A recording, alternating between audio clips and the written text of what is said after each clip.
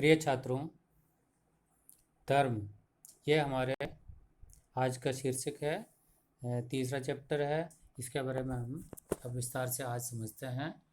धर्म किसे कहते हैं, धर्म की क्या अवधारणा है, धर्म और राजनीति में क्या संबंध है, ये हमारे आज के मुख्य बिंदु होंगे।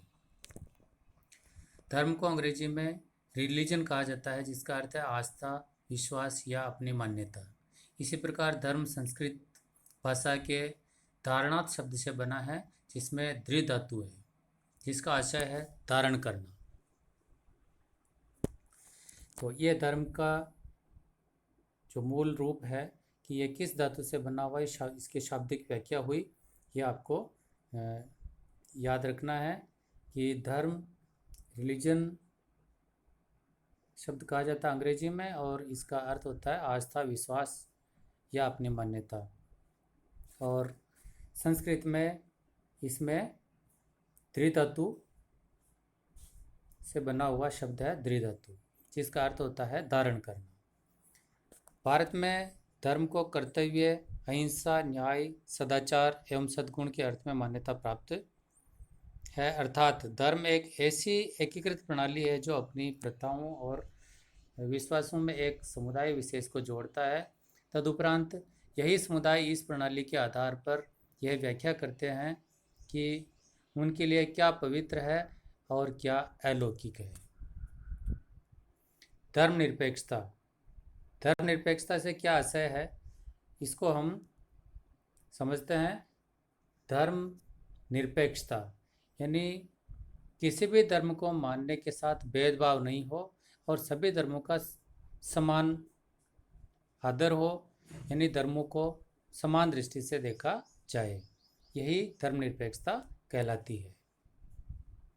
भारत में धर्म और धर्मनिरपेक्षता। अब धर्मनिरपेक्षता का भारत में यानी भारतीय संविधान में इसको क्या दर्जा मिला हुआ है, इसके बारे में हम समझते हैं।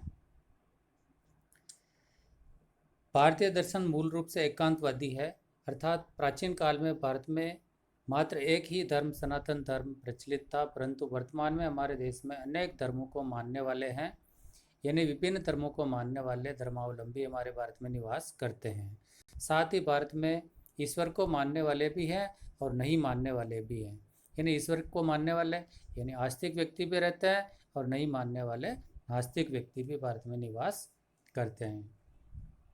भारत में अनेक मतांतर पाए जाते हैं, जिसके कारण भारतीय संविधान में धर्मनिरपेक्षता को संवैधानिक दर्जा दिया गया है और यह सर्वत्र स्वीकार है। यानी भारतीय संविधान में किसी धर्म विशेष को विशेष मान्यता नहीं दी गई है, सभी धर्मों को समान समझा जाता है। इसे हम भारत में धर्मनिरपेक्षता कहते हैं। धर्म और नैतिकता। अगला बिंदु है हमारा धर्म और नैतिकता। धर्म और नैतिकता में घनिष्ठ संबंध होता है। धर्म का मूल लक्ष्य मानव मात्र की सेवा करना। धर्म अच्छे आचरण, करुणा, शील व अहिंसा पर बल देता है। धर्म बुराइयों से दूर रहने और सदाचार के मार्ग पर चलने की शिक्षा देता है। धर्म का काम भलाई करना और उसकी स्तुति करना, प्रशंसा करना। इस प्रकार स्पष्ट है कि धर्मनिरपेक्षता पर ही आधारित धर्म नैतिकता पर आधारित होता है ना। तो ये आपको समझ में आ गया होगा, धर्म और नैतिकता में बहुत ही घनिष्ठ संबंध पाया जाता है। अब अपन पढ़ते हैं धर्म और राजनीति में क्या संबंध है। धर्म और राजनीति के बारे में हम समझेंगे कि धर्म का मूल तत्व यानी मूल लक्ष्य मानव मात्र की सेवा करना है। सभी धर्म नैतिक मूल्यों से परिपूर्ण होते हैं, यानी हमारे भारतवर्ष में जितने भी धर्म के लोग निवास करते हैं, धर्मावलंबी निवास करते हैं, तो किसी धर्म में ऐसा नहीं कि उसमें नैतिक मूल्य समाहित नहीं है। सभी धर्मों में नैतिक मूल्य परिपूर्ण रूप से समाहित है। राजनीति का मूल तत्व। राजनीति का मूल तत्व नीति के अनुसार राज करना, और नीति वह है जो नैतिक मूल्यों और श्रेष्ठ धार्मिक मान्यताओं को संपोषित हो। तो अब आपको समझ में आ गया होगा कि धर्म का मूल लक्ष्य मानव मात्र की सेवा करना और धर्म में नैतिक मूल्यों का समावेश है, और राजनीति का मूल तत्व भी नीति के अनुसार राज करना, यानी उसमें भी नैतिक मूल्यों का समावेश होना। तो इस प्रकार अपन आगे देखते हैं कि धर्म और राजनीति में अंतर संबंध क्या है। राम मनोहर लोहिया के अनुसार धर्म और राजनीति के दायरे अलग अलग है, परंतु दोनों की जड़ें एक है। धर्म दीर्घकालीन राजनीति है, जबकि राजनीति अल्पकालीन धर्म है। अर्थात धर्म और राजनीति दोनों की जड़ें नैतिकता में ही निहित है। निम्नलिखित बिंदुओं के आधार पर हम धर्म और राजनीति के अंतर संबंधों को समझ सकते हैं। अब धर्म और राजनीति में क्या संबंध है, इसको हम ये मान सकते हैं कि पहला जो है वो विवेकपूर्ण संबंध है। कौन सा संबंध है? विवेकपूर्ण। यदि धर्म का राजनीति में समावेश विवेकपूर्ण और तर्क संगत हो तो यह कार्य मानव कल्याण की ओर अग्रसर होगा, क्योंकि नीतिगत धर्म राजनीति में सदैव विश्व शांति की स्थापना पर बल देता है। अविवेकपूर्ण संबंध। यदि राजनीति में धर्म का अविवेकपूर्ण समावेश किया जाए तो दोनों एक दूसरे को भ्रष्ट बना देते हैं, जो कि मानवता के लिए हानिकारक है। इसमें राज्य धर्म का दुरुपयोग कर अपने धर्म के प्रचार व विस्तार की आड़ में साम्राज्य विस्तार करने लगते हैं, जिससे हजारों लोग मारे जाते हैं। वर्तमान में भले ही युद्ध नहीं हो रहे हो, परंतु धार्मिक श्रेष्ठता की होड़ में आतंकवादी गतिविधि बढ़ रही है। और तीसरा, मर्यादित संबंध। मर्यादित संबंध में वर्तमान में धर्म और राजनीति को लगभग सभी देश पृथक पृथक रखते हैं, क्योंकि एकमात्र उद्देश्य यह है कि धर्म और राज्य दोनों अपने अपने मर्यादित क्षेत्र में रहकर एक दूसरे का सकारात्मक सहयोग करें, न कि एक दूसरे के स्वार्थों की पूर्ति हेतु एक दूसरे का दुरुपयोग करें। इस हेतु आज के युग में समस्त लोकतांत्रिक व्यवस्थाओं में धर्मनिरपेक्षता के सिद्धांत को अपनाया गया है, यानी सभी राज्यों में सभी धर्म के रहने वाले सभी लोगों का समान आदर किया जाता है और सभी धर्मों को समान दर्जा प्राप्त होता है। किसी धर्म विशेष को राज्य के द्वारा विशेष मान्यता नहीं दी गई है। अगला बिंदु लेते हैं हम, धर्म और निरपेक्षता। धर्म और अहिंसा। धर्म और अहिंसा का अटूट संबंध है। दोनों के आधार तत्व है क्षमा, दया, करुणा, सत्य, कर्तव्य निष्ठा व ईमानदारी। तो आपको याद रखना, ये सारे नैतिक मूल्य कहलाते हैं। क्षमा, दया, करुणा, सत्य, कर्तव्य निष्ठा, ईमानदारी। इन सभी तत्वों को विश्व के सभी देशों के धर्मों में न केवल स्वीकारा गया है, बल्कि इनके अभाव में किसी भी धर्म का गठन संभव नहीं है। तो धर्म और अहिंसा में भी बहुत ही गहरा संबंध है, अटूट संबंध रहा है। फिर आगे का बिंदु अपन लेते हैं, धर्म और राष्ट्रीयता। हम चाहे किसी भी धर्म के अनुयायी हों और किसी भी पंथ का अनुसरण करते हों, परंतु राज्य सभी के लिए सर्वोपरि है। राजनीति में राज्य सर्वोपरि होता है। हमारा धर्म, मत, भाषा, रीति रिवाज आदि राष्ट्र से ऊपर नहीं हो सकता। जब कोई व्यक्ति धर्म से विमुख होकर या धर्म की आड़ में अनैतिक कार्य करता है तो वह न केवल समाज का विकास कार्य बाधित करता है, बल्कि अंततः राष्ट्र के विकास को बाधित करता है। ऐसे व्यक्ति समाज और राष्ट्र दोनों के लिए घातक होते हैं। मैथिली शरण गुप्त ने इन पंक्तियों के द्वारा स्पष्ट किया गया है कि हम राष्ट्र की महत्ता को स्वीकार कर सकते हैं। उन्होंने अपनी प्रसिद्ध उक्ति में कहा है, जो भरा नहीं भावों से बहती जिसमें रसधार नहीं, वह हृदय नहीं पत्थर है जिसमें स्वदेश का प्यार नहीं। अर्थात राष्ट्र सर्वोपरि है, राष्ट्र धर्म ही सर्वश्रेष्ठ धर्म है। भारतीय सनातन संस्कृति में धर्म की संकल्पना, ये अगला बिंदु हमारा बहुत ही महत्वपूर्ण बिंदु है कि भारतीय सनातन संस्कृति में धर्म की क्या संकल्पना है, क्या अवधारणा है, किन किन बिंदुओं के आधार पर हम इनको समझ सकते हैं। तो हम एक एक बिंदु लेकर के भारतीय सनातन संस्कृति के आधार पर हम धर्म की संकल्पना समझते हैं। सबसे पहले हम समझते हैं धर्म का अर्थ।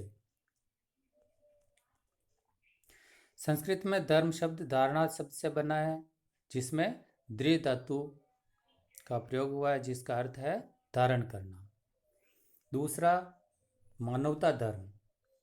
प्राचीन संस्कृति के अनुसार धर्म हमें केवल नियम कायदों में ही नहीं बांधता है बल्कि इंसानियत का भाव रखने में भी मदद करता है। आज के आधुनिक परिप्रेक्ष्य में इसे मानवता का धर्म कहा जाता है। एकेश्वरवाद धर्म। एकम सतः विप्रा बहुधा वदन्ति। एकेश्वरवादी धर्म का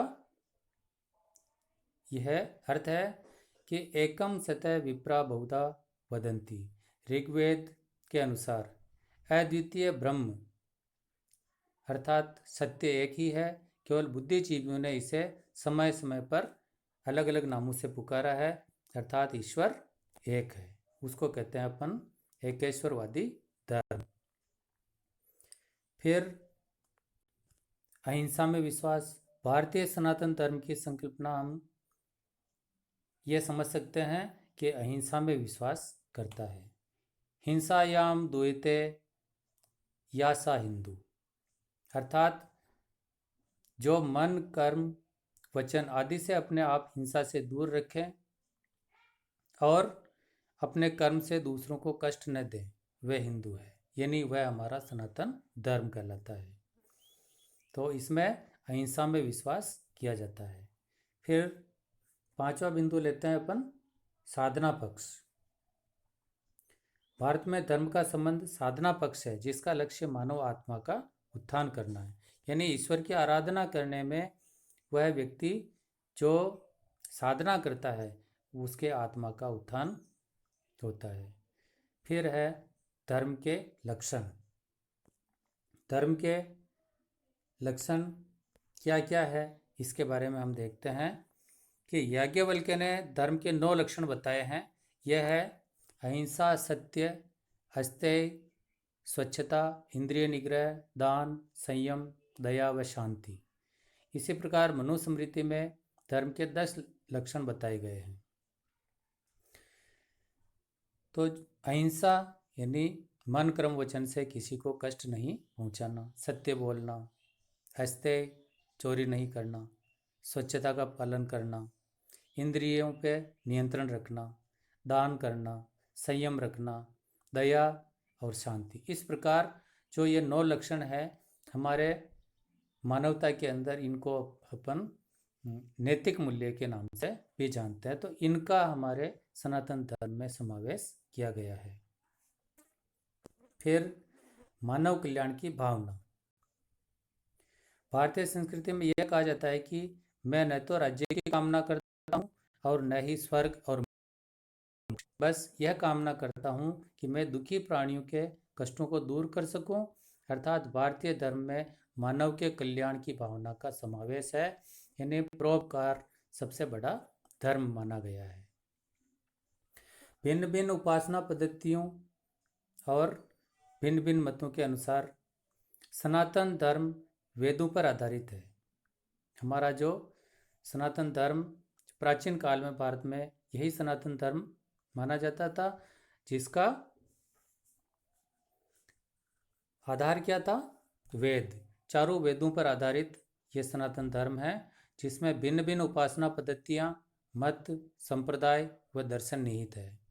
यहाँ पर विभिन्न रूपों में कई देवी देवताओं की पूजा की जाती है।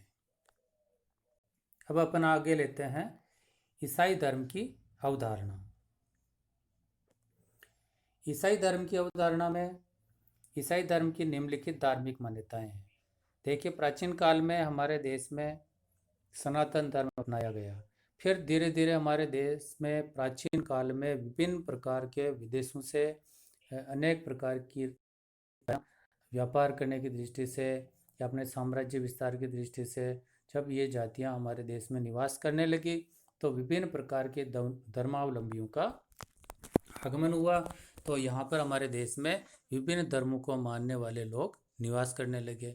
तो उसमें आज के हम देखते हैं तो हमारे भारतवर्ष के अंदर ईसाई धर्म को मानने वाले, इस्लाम धर्म को मानने वाले, हिंदू धर्म को मानने वाले या पारसी धर्म को मानने वाले, जैन धर्म को मानने वाले, बौद्ध धर्म को मानने वाले, तो अनेक प्रकार के धर्मों का हमारे भारतीय संस्कृति में समावेश किया गया है। तो सबसे पहले हम लेते हैं ईसाई धर्म की अवधारणा और इसकी जो धार्मिक मान्यताएं हैं उनके बारे में हम देखते हैं। पहला है ईश्वर एक है। सनातन धर्म में भी एकेश्वरवाद का सिद्धांत अपनाया गया और ईसाई धर्म में भी यही ईश्वर एक है। दूसरा, ईसाई धर्म सिद्धांत में अहिंसा पर बल देते हैं। इसी तरह से विश्व में सर्वाधिक माने जाने वाला धर्म है।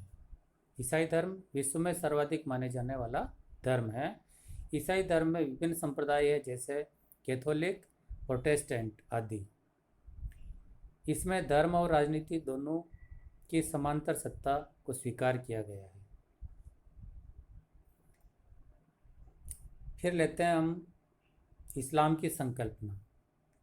इस्लाम दुनिया के नवीनतम धर्मों में से एक है। क्या है? नवीनतम धर्मों में से एक है। इस्लाम धर्म का प्रादुर्भाव 622 ईस्वी में मोहम्मद पैगंबर ने किया था। मोहम्मद साहब ने केवल 2 अनुयायियों को लेकर इस्लाम की नींव रखी और आज लगभग 1.5 अरब लोग इस्लाम के अनुयायी हैं। Bharat, Pakistan, Bangladesh, Afghanistan, Iran, Iraq, Saudi Arab, Indonesia, पश्चिमी एशिया और उत्तर पूर्वी अफ्रीका के देशों में इस्लाम का विस्तार है।